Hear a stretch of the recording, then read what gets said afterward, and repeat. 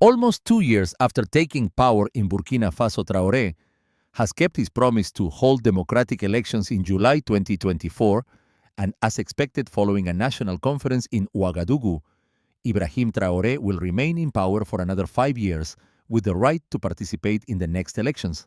Looking back to 2022, Burkina Faso, a West African nation that had just experienced its second coup within 8 months amid worsening security instability in the Sahel, saw Ibrahim Traoré officially swear in as the transitional president of Burkina Faso, just weeks after Paul-Henri Sandaogo Damiba was overthrown in a coup.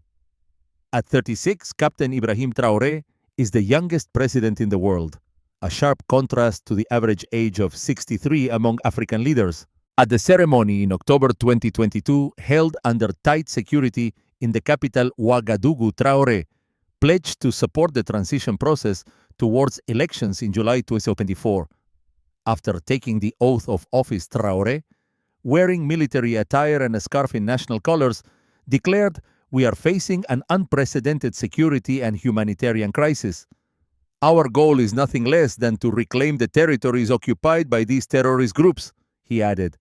"The survival of Burkina Faso is under threat." Traoré led a group of discontented junior officers to stage a coup on September 30th, marking the second coup in Burkina Faso within 8 months. Damiba had previously seized power in January by overthrowing the country's last elected president Roch-Marc Christian Kabore. The official inauguration ceremony took place after the Constitutional Council announced earlier this week that Traoré, aged 34, had been appointed as transitional president, head of state and commander-in-chief of the armed forces following a national conference. In a statement on Wednesday, the council acknowledged Damiba's resignation and the vacant presidential office. Burkina Faso had fallen into political instability due to the government's failure to curb the 7-year-long armed insurgency, which has resulted in thousands of deaths and nearly 2 million people being displaced. Sam Mednick, a reporter in Ouagadougou, noted that Traoré emphasized in his speech that the country's existence was under threat, with security being the top priority. Traoré stressed that Burkina Faso was in a state of emergency, facing a range of crises including security, defense, health, social welfare, and infrastructure. He pledged to fight against armed terrorist groups while respecting the transition plan agreed upon with the Economic Community of West African States (ECOWAS) aimed at restoring democratic rule by July 1st, 2024. When speaking with community leaders, soldiers, and the diplomatic corps, they said that Traoré faces many challenges, including a lack of unity within the army, Mednick said. Many still support his predecessor, Paul-Henri Sandaogo Damiba, who is currently in exile in Togo. Damiba was overthrown for failing to address the worsening armed insurgency. If Traoré fails to show specific progress in a short period, many predict he will be overthrown just like his predecessor, Mednick added. The Economic Community of West African States (ECOWAS) strongly condemned the coup, calling it an inopportune event, while the country was making progress towards restoring constitutional order. The United Nations warned on Thursday that the humanitarian situation in Burkina Faso had deteriorated to the point where many women and children were living on nothing but leaves and salt for weeks. The increasing insecurity and blockades have isolated many communities, leaving them facing severe famine. Aid workers are struggling to reach those in need, said Martin Griffiths, the UN Under-Secretary General for Humanitarian Affairs. A quarter of Burkina Faso's population, nearly 5 million people, is in urgent need of aid, but less than a third of the $805 million requested for the response plan has been funded. Attacks by armed groups, including those linked to Al-Qaeda and ISIS, have increased since mid-March despite the military government's commitment to prioritizing security. Burkina Faso transforms under the leadership of Captain Ibrahim Traoré. Under the leadership of Captain Ibrahim Traoré, Burkina Faso is boldly pursuing economic independence. The government is focusing on the development of agriculture and industrial construction, which has led to a record cereal production of nearly 6 million tons in 2024. The gold mining sector has also undergone significant changes, with more control given to local groups and stricter environmental regulations. In a bold move, Traoré announced the cancellation of Burkina Faso's $7 billion foreign debt while also taking over the gold mining industry.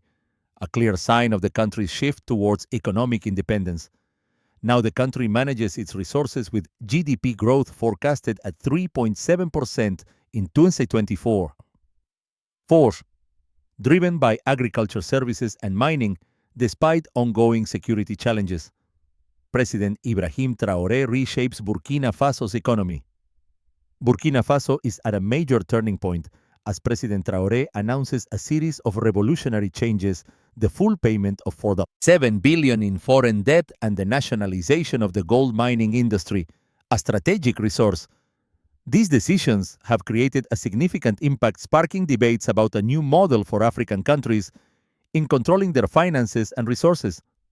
Unlike the conventional reliance on foreign loans and the concession of resource extraction to multinational corporations, Burkina Faso under Traoré has chosen a path of self-sufficiency. This could serve as inspiration for other African nations to regain control over their economies.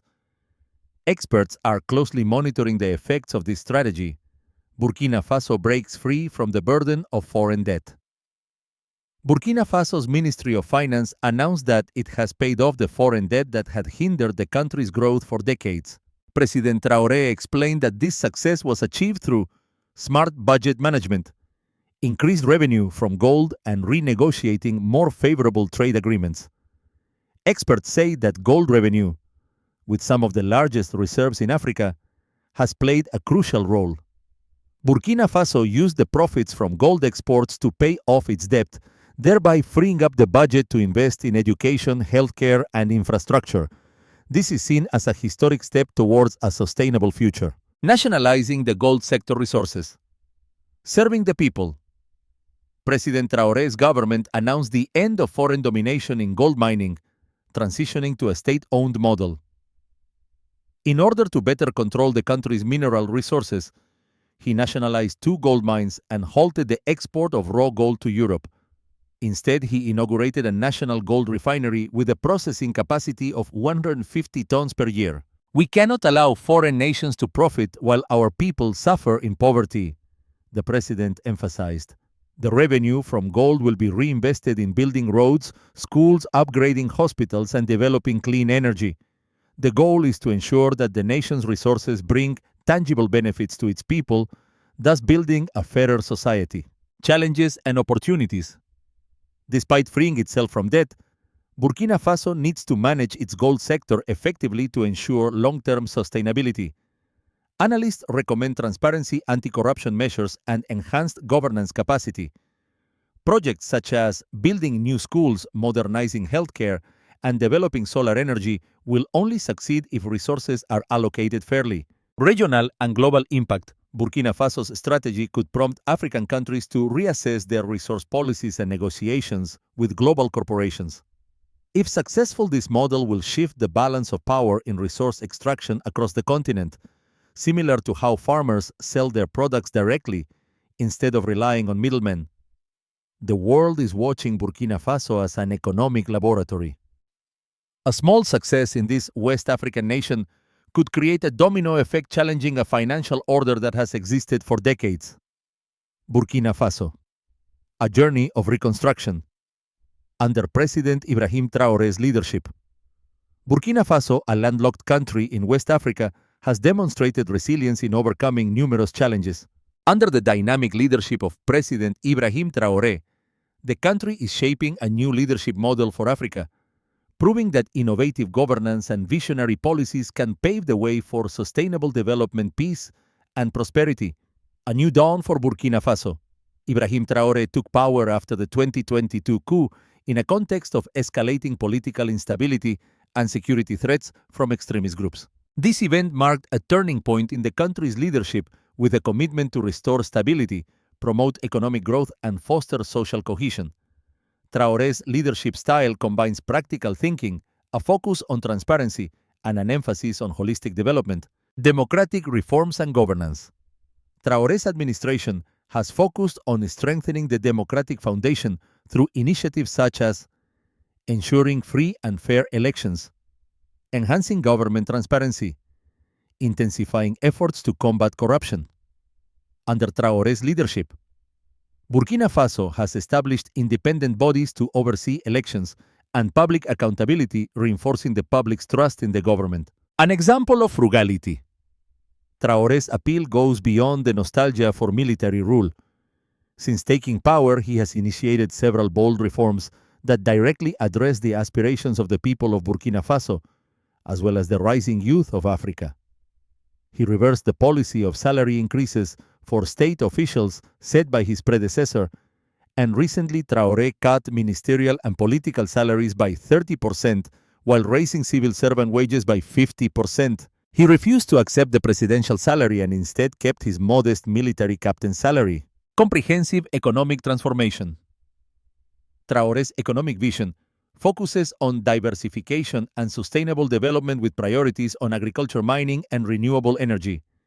The National Economic Transition Plan aimed at increasing productivity and creating jobs, investing in infrastructure, education, and healthcare, supporting small and medium-sized enterprises.